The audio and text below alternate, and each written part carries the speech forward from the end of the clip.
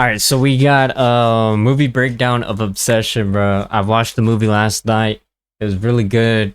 Honestly, I really love the theming of it and like the whole overall like symbolization of it, if that's even a word. But let's go ahead and see this like movie recap type of So deal. last night I saw Obsession, written and directed by Curry Barker, famously Okay. from the That's a Bad Idea See, here's the thing. Is this like a small like movie producer type of deal, like a small movie studio? Because I think it is. I'm not too sure. Like they're just not one of the bigger hitters, which is like Blumhouse and stuff like that. Because I love horror movies. Don't get me wrong. I love watching scary movies, gore, anything spooky like paranormal. I love that. So YouTube channel. I And I don't know. cannot describe to you how well done this is. The performances True. are exceptional. The scares are really creative. And what I want to talk about most of all today is there's a very thoughtful commentary on destructive relationships, desire, and codependency. Okay, I seen something where okay, spoilers by the way. If you haven't seen the movie, then I don't know what you're doing. Go ahead and watch it, right? But I seen somewhere, I think it was on Instagram, that what's her name? Dude, I butchered this so much. I forget character names. I just like love watching the movie where it's like blah blah blah, right? Um oh wow, it is Blumhouse? Oh, okay. Nikki, right? Nikki, this is actually the outfit where Bear is like trying to practice confessing his love to Nikki, and this is actually the outfit of the server at the beginning of the movie. That's Thoughtful crazy. commentary on destructive That's crazy.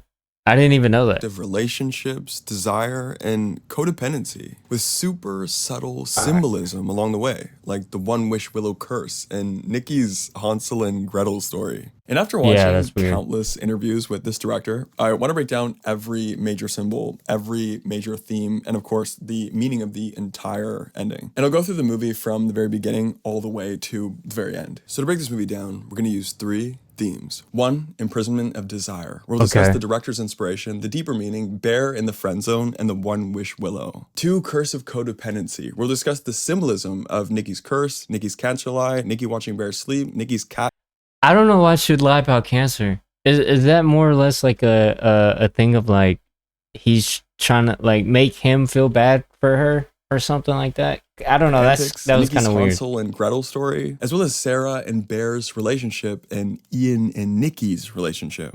That was crazy. When I found that out that I guess the other guy, the Ian guy, when he was hooking up with Nikki throughout the years or whatever, that was crazy. I was like, damn, it's like a whole love triangle And happening. three, suffering in private. We'll discuss Nikki's brief lapses out of the curse, Nikki begging Bear to kill her, Nikki's film photo message, Bear's customer service call, Nikki screaming on the call, and the entire ending with that loud Okay, the call where he called the number.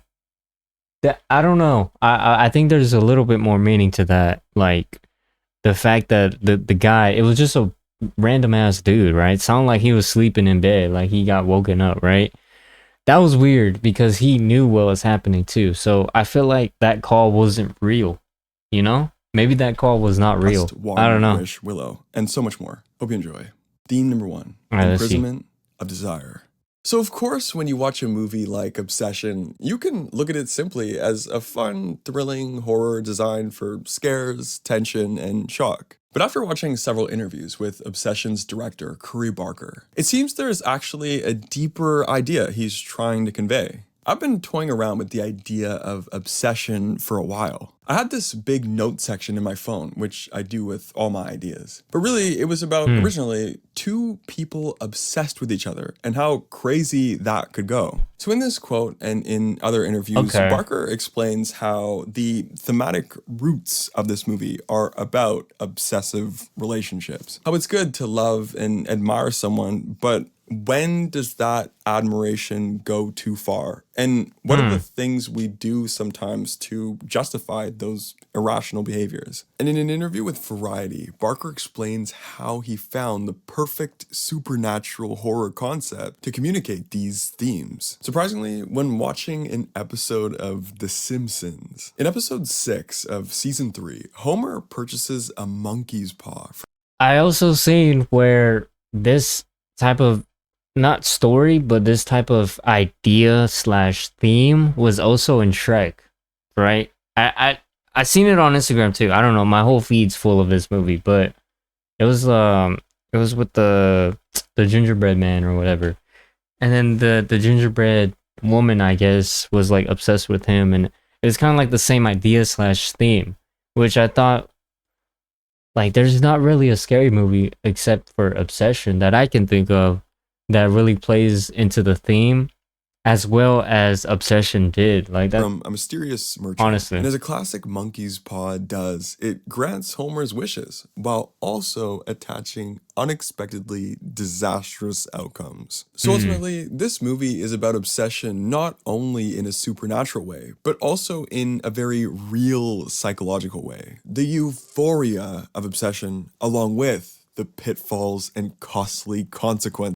Another thing I noticed is that he was okay with it early, like in the beginning of the relationship, until she started acting weird, which I guess is valid, right? Because at first, like, it was everything he ever wanted. But then once she started acting a little bit off and creepy, then it became a problem. Which I don't know if I'm thinking about it too much, but that's kind of like the honeymoon phase, you know? And then bam, like, it turns out to be a completely different person than you thought Nikki was, which is pretty of crazy. obsession. As Barker says, it's just way better to pose a question at the end and have a movie strike conversations. You can True. market this movie as a gory slasher possession movie, but then you can trick the audience into coming to see a more psychological, thought-provoking movie. So let's explore how Barker Damn, he did pull that off pretty well. What the heck? Bro, this guy cooked low key. This guy is, I think he's a director or producer or something. This guy cooked. expresses those psychological, thought-provoking ideas as we go through the plot of the movie from the very beginning all the way to the very end. So in this film, our main character, Bear, is deep in the friend zone with his very close friend, Nikki. And in the very opening scene, we see him rehearsing this confession of his love. And within this confession, we learn about what he admires about Nikki. He's attracted to her physically. He's become obsessed with her smallest mannerisms and qualities. And he appreciates her selflessness and generosity as a friend, specifically being there for him when his grandmother died very recently. And this opening scene and main character is our first example of obsession in this movie, in a very innocent way, in a way that, Yeah, it's not too far out there, but I mean, it is an obsession to effect where he's like just falling in love, I guess. I mean, we can you know, very likely relate to in Yeah. our personal lives. But as the film goes along, we'll see just how powerful and self-destructive Bear's obsession truly is, which isn't supernatural at all. So on the other side of things, we have Nikki, who sadly only likes Bear as a friend. And it's very clear. She describes him as a brother. She says, you can actually see the signs of like where she like sees him as a brother or like a friend, and then she could see the other guy, I think his name was Ian, yeah, the other guy in the friend group, Ian, I guess. You could kind of see where they were a little bit more playful, and you could see where Ian was a little bit jealous of Bear and when Nikki. Ian refers to her as Bear's girlfriend. And she encouragingly proposes he date their friend, Sarah. But since Bear is so blind, Yeah, and then turns out Sarah likes Bear, so that's by his obsessive crush, he crazy. holds on very desperately to any kind of hope that he may somehow end up with Nikki. So he makes these ironically apprehensive yet also forceful attempts to enter into any sort of romantic territory with Nikki. He tries to But yeah, that, you know him what? at his feelings. Yeah, He tries to subtly flirt. He even All right, let me actually give a good take, right? He was trying to force his way into Nikki by like forcing conversations, but I mean, then again, that's low key how anybody ever like tries to hit on someone, you know? tries to So be playfully rude, calling Nikki the forbidden nickname Freaky Nikki. And as you would guess, all that's of crazy. these attempts fail miserably as Bear struggles to even get the words out. But when Nikki finally says goodnight, as she leaves the car, Bear pathetically makes a wish on a One Wish Willow, this Yeah. spiritual store stick charm said on the packaging to grant wishes. And Bear wishes that Nikki loved him more than anything in the world. Unfortunately, See, that's where he messed up. He should have just said, I wish Nikki loved me like I don't know, as not a friend, but like, you know, not obsessive creepiness love type of deal. for Bear, But he just fucked it up, I'm not the gonna One lie. Wish Willow actually works. But unfortunately for Bear, as the monkey's paw goes, there are some disastrous consequences attached. So let's explore how these two forms of obsession collide and what they say about relationships in real life. And theme number 2, curse of codependency. Alright, let's go. So once Bear makes his wish, Nikki is pretty immediately affected as she's taken over by this supernatural And something that I noticed is that it instantly took over Nikki, but you could see it like she would like sometimes snap out of it where she's like, wait, hold up. Like, why am I acting like this? You know, so you could see it like quickly taking over her and her like fighting back too, which is pretty crazy. force, almost as if she's possessed. And it's super clear that this version of Nikki is no longer the real Nikki. Yeah. It's this awkward, uncanny version of Nikki who's missing very basic social skills and has these massive gaps in knowledge of social norms. It's like someone who's trying their best to be normal, but has no real idea True. how to actually be normal. And it's through Nikki's very off-kilter and unreadable behavior that Curry Barker finds his unique style of horror as a director. You're in that uncanny valley of, I don't know how to feel about you, which is a way more effective emotion than just saying, oh, you should feel scared, or you should feel angry, or you should feel happy. When you tell the audience that you don't know how they should feel, that's when you get that uncomfortability, and that's what I try to do. So considering all the red flags, Bro, actual W producer or writer or whatever the hell he is, but he does his job pretty well. I'm not enough glazed, right? I've been glazing, but this is just a good movie. Like bro, can you think about all the hard hitters for a second? They kind of lost their way of like making good movies recently, you know? So I'm kind of glad a low-key studio could make something, bro. Nikki demonstrates, Bear is still interested, and they very quickly become romantic partners. And even more unfortunately, throughout the story, Nikki's condition just gets worse and worse. She Yeah. starts socially awkward and odd, but then begins telling big lies, then starts watching over Bear within his own That was pretty creepy, I'm room not as he gonna lie. sleeps, then makes a memorial shrine with the cat The cat, bro. Okay. That was weird. The fact that she cooked the cat, bro. Like, come on, bro. carcass on the kitchen floor, then duct tapes the apartment door to the frame, then starts eating the cat and putting it in Bear's lunch, and then Yeah. starts writing and reciting incestuous fan fiction about Hansel and Gretel. It also in every single That scene was weird too. I'm not gonna lie. Okay. I'm gonna just be honest for a second. I I went to the movies. I didn't want to go by myself, right? So took my mom, you know, thinking like, hey, you know, it's a scary movie. What else? Like, I at least know what I was trying to get into. But my poor mother, bro, she did not know what it was. We both like watching scary movies together, so we go all the time. It was a packed house, and it was just rows full of guys and shit. Yeah, it was pretty awkward for some type of scenes. Yeah.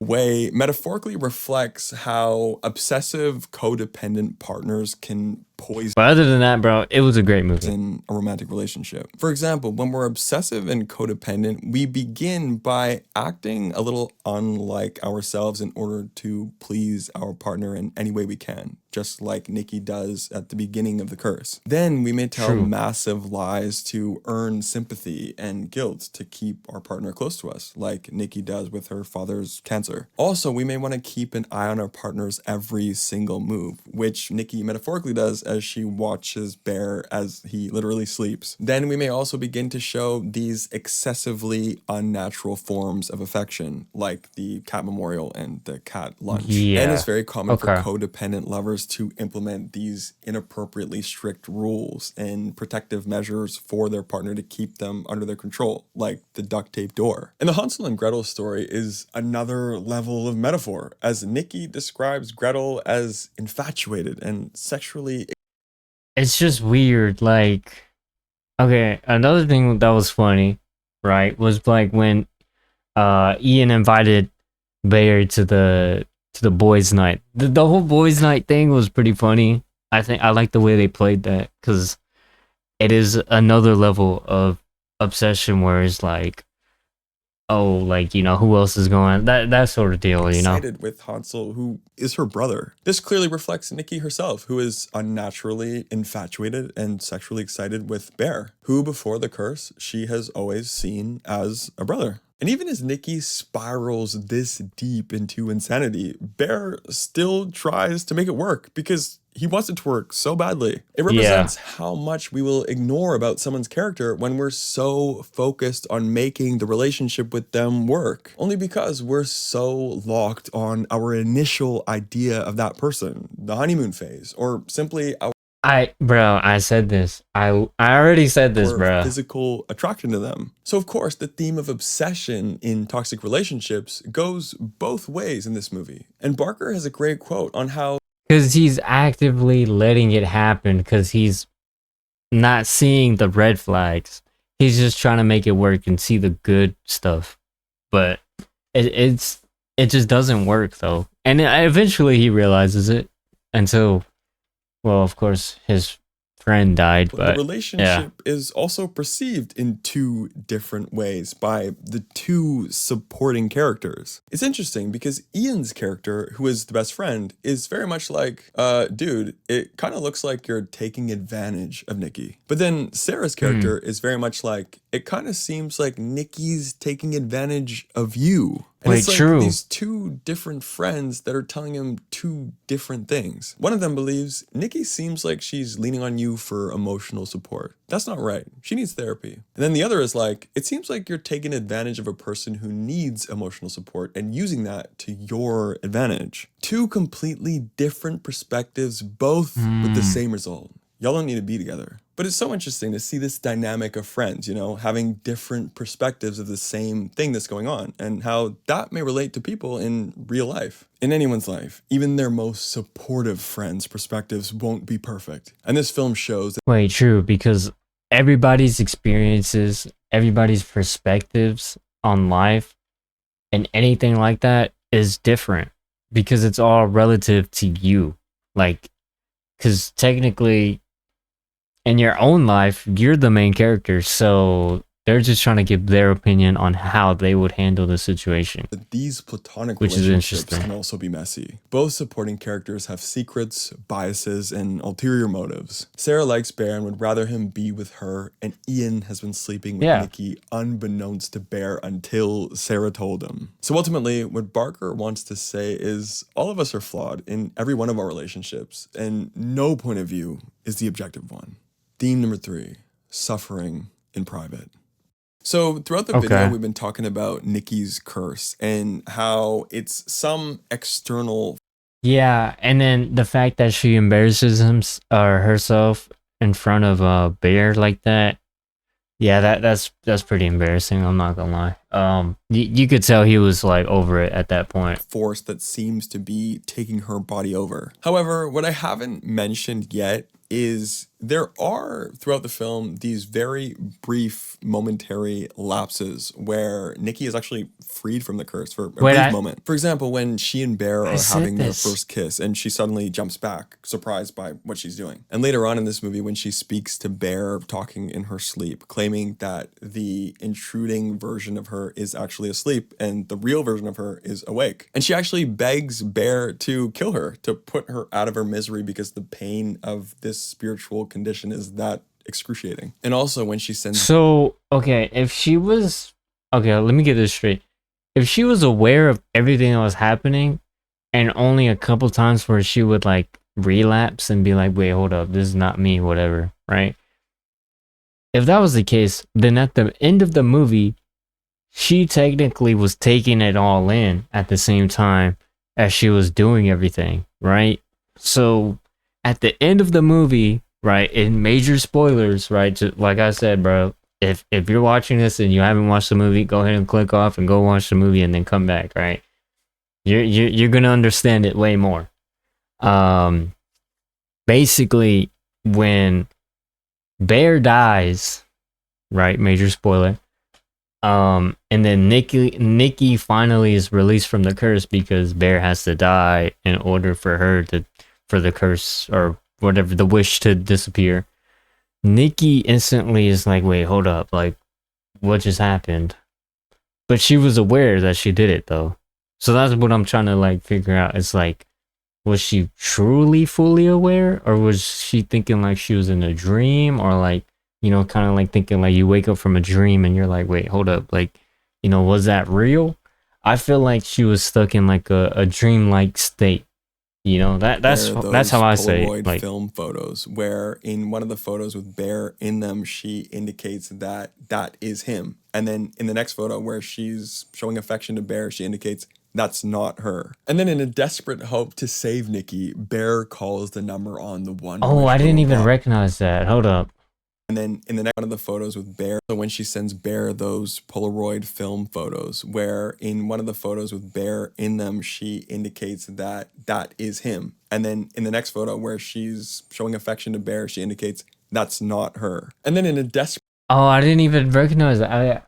I missed that. I didn't really understand it, but hope to save Nikki, Bear calls the number on the One Wish Willow box. And surprisingly, a rep actually answers the phone. The rep suggests Bear kill himself, which will end the curse. Or maybe have someone else wish the reverse of what he wished. Or ultimately stay by Nikki's side for the rest of his life while she has the curse. I just thought it was funny how he tried to get his friend to reverse the curse. And his friend's like, bro, you're lying, bro. I wish for $1 million, bruh. And then like, bro, like that's just such a classic where you cannot rely on your friends for nothing, bruh. And in one of the most shocking moments of the film, the rep puts the real Nikki on the phone, where she's screaming hysterically. It's as if this supernatural curse company is spiritually imprisoning the real consciousness of Nikki and substituting this highly obedient, self-destructively obsessed consciousness within Nikki's body that we're seeing in the movie. Only for the real Nikki to emerge in her own body momentarily and very rarely, but for the most part, that real Nikki is imprisoned by this company spiritually. Personally, True. I feel like it's the most fascinating and kind of haunting element of the whole movie. It's honestly my favorite scene. And after listening to the rep, Bear It's a really good buys scene. one more One Wish Willow. But of course, once he opens it from the package, he can't crack it because it says on the box you only get one wish. So Bear heads to Ian's place, and as you would guess, Ian's not convinced. So he sarcastically wishes for $1 billion, and as you would guess, $1 billion starts falling from above. So in the very end, Yeah, after Nikki like kills- I said, bro. He like that's just a classic little thing where it's like, bro, true friends will be there for you, and I guess Ian was not a true friend. Maybe he was. Maybe he cared about Bear, and yeah, he did want to keep things with Nikki and stuff. And then he was probably offset from the fact that him and Nikki had a thing, and now all of a sudden Bear and Nikki has a thing. So, like he said, she was doing that to like make him jealous and stuff. So maybe he was just like, bro, you're bullshit or whatever. So I kind of see both ways on that. But Both Sarah and Ian. And all hope seems lost. Bear runs from Nikki to the bathroom, locks her out, and tries to kill himself. Eventually, yeah, Bear swallows all his that scene was low-key sad. grandma's pills, but right before he goes back on his decision, attempting to vomit all of them out, he enters this state of euphoria where he and Nikki find this peaceful, romantic connection finally. But sadly, within seconds, Bear falls. Well, he didn't mention. Hold up. Vomit all of them out. He enters this state of euphoria where he and Nikki find this peaceful, romantic connection finally. Okay, I don't think he got the ending. Maybe he did, but he just didn't mention it here. But yeah. So basically, Nikki broke an one wish willow, and she basically wished for Bear to be obsessive with her, and it happens. And then in turn, they're both obsessed with each other. So I guess the original idea of the director did come true, but it was at the end. And then right when he's like kissing her, then he ODs and then dies. And then that's when Nikki wakes up. So But sadly, within seconds, Bear falls to the floor and dies from the overdose. But most yeah. importantly, right after he dies, the camera descends down to a snapped wish willow sitting on the coffee table. Okay. So he does. presumably, of course, Nikki broke that wish willow, and we could assume that she wished that Bear had the same level of love and affection for her that she had for him. And Bear only stopped trying to vomit the pills because that new consciousness, as soon as it entered, wasn't fully aware of what Bear had just ingested. But nonetheless, Yeah. in the final shot of the film, Bear is dead and Nikki's curse has finally been lifted. And as you can imagine, she is deeply horrified by everything in sight, especially considering the fact that all three of her very best friends are dead in that True. same apartment. A telling tale on how relationships build. Wait. Oh my god, I think I just got it. This another symbolism, right? Okay. This kind of shows how sometimes in a friend group that relationships break friends apart. Oh my god. No, that's crazy. That's actually crazy. So that's actually pretty true. So in a friend group, right? Nobody's dating. It kind of works, you know, blah blah blah. But then he gets with Nikki, and then that's when it's like starts breaking up the friend group, and then boom, all her friends are dead now. Are dead That's in crazy. That same apartment. A telling tale on how relationships built on obsession, justification, and excessive codependency will likely end in chaos and suffering, cursed from the very beginning. All right, this is my analysis. True. I'm personally really interested to hear what your interpretation was of that ending. I guess my interpretation isn't the only interpretation. So yeah, I mean, I'll take that as my interpretation, where it's like everything that he just said plus the friends that you had before, it's just not gonna be the same how it was now after the relationship, or maybe it can't be. I don't know. Who knows, bro? But yeah, definitely not the if you have any interpretation, let me know. Right answer. So yeah, if you have any other idea or perspective on that ending, or honestly the entire film as a whole, any sort of scene, please let me know in the comments below. I'd be happy to discuss. So thank you for watching. I hope you enjoyed, and yeah, bro. Actually, W analysis, bro. I really do like that. The movie is good. Link to this video would be in the description. You can subscribe to this guy. This guy is actually a really good video, so you can subscribe to him, comment, all that sorts of good stuff. But yeah, bro, it was a really good movie. I enjoyed it. Maybe you will. I think bro. Another thing they did good was the marketing. I'm not gonna lie, because I seen some Instagram reels on like before I saw the movie. I was like, bro, that marketing low key is. But they know how to market for sure. But yeah, bro. All right, let's keep it moving.